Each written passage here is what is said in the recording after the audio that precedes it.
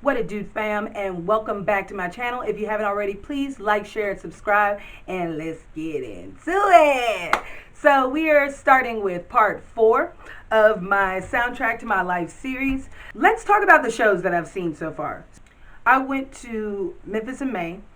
I want to say this was 99, maybe 2000.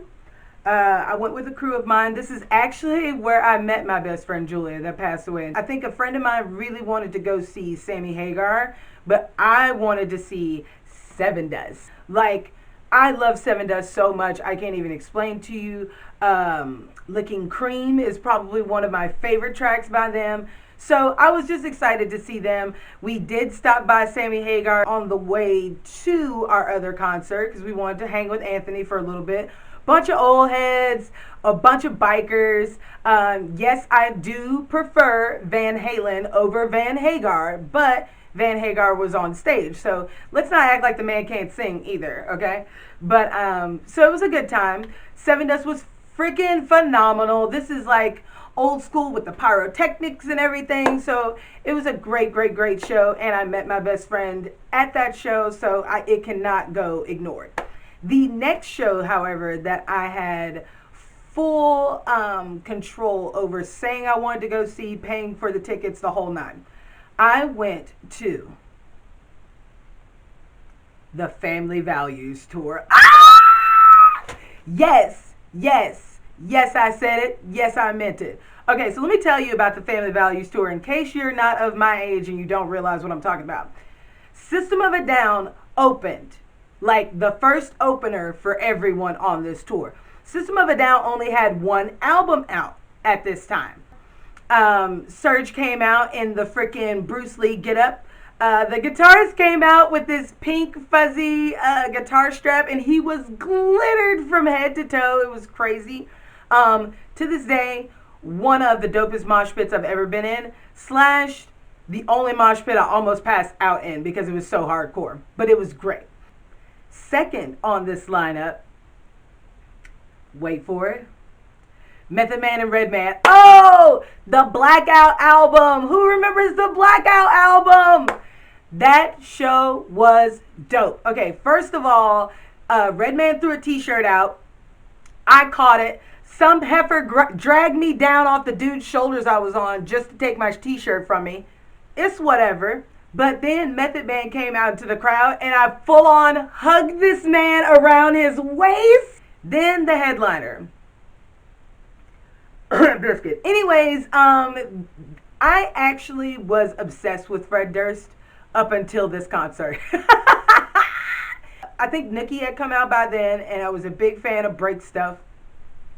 I was a big fan of that sound anyway. I always loved the mix of hip-hop and rock. However, there were just other bands that just did it better. No offense to them. They're all talented musicians. But I watched this show, and before they finished, I left. And I had never claimed to be a Limp Bizkit fan after that day. So I'm glad that I had some sense. But yeah, I was slightly fangirling out.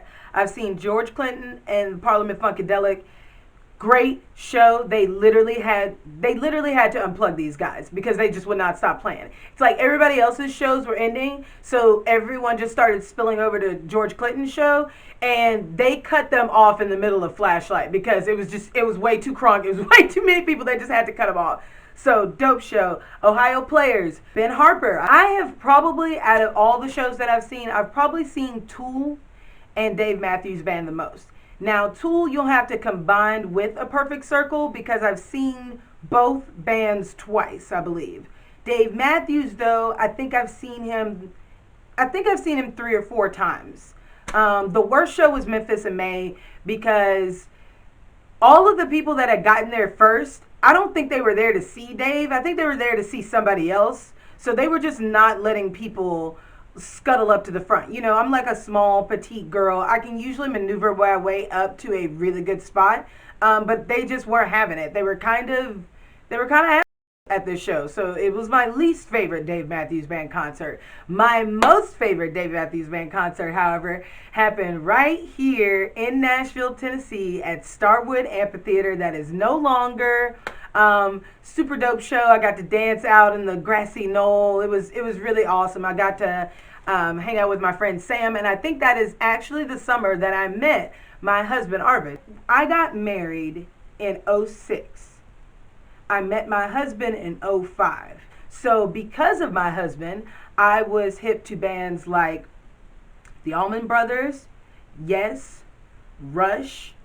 He is responsible for my love for the Mars Volta via At the Drive-In. He is also responsible for my love of Muse. That band has some of my favorite favorite riffs of all time. Because of a friend of mine, shout out to you, Kane, I was actually introduced to Dream Theater, which, Dream Theater is great, and I thoroughly enjoyed discovering it all. When it comes to moving out to Nashville, the struggle has been real.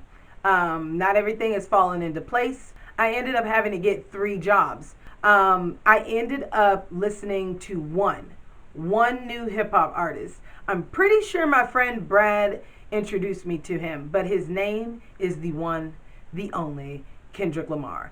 I thank God for Kendrick Lamar.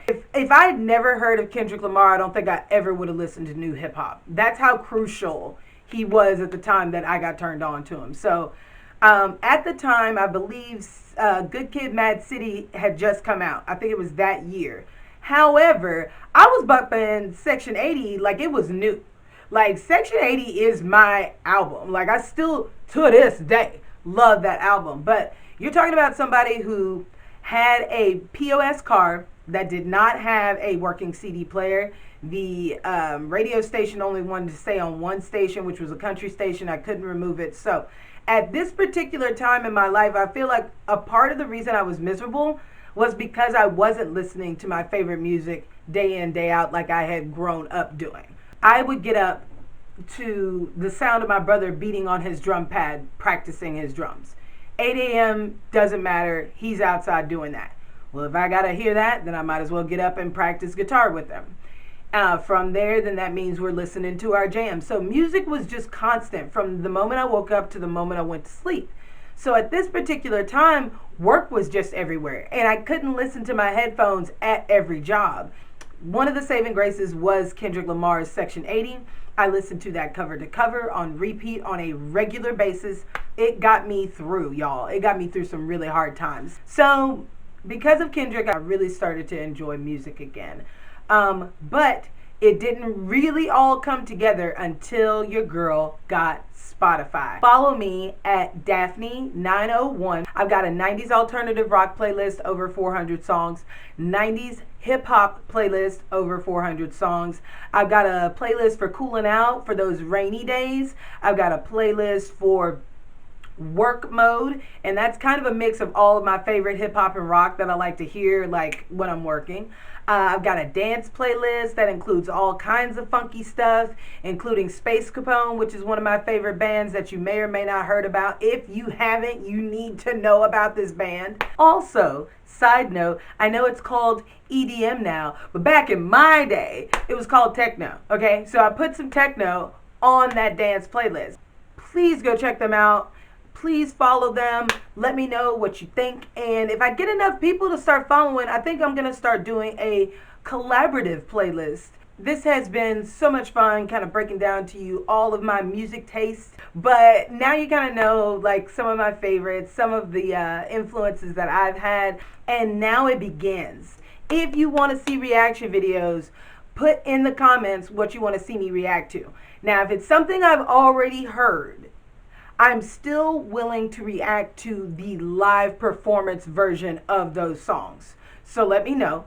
Also, as we go on in this channel and I bring up bands or artists that I like, if you know of a band or a group or an artist that kind of has that similar sound, you think I might dig it, put it in the comments below. You guys, I am not above listening to any new music anymore. I'm not. I'm fully open, ready to enjoy all the fruits that the internet has to offer. So make sure you leave as many comments as you like, and I will catch you guys on the next video. Peace.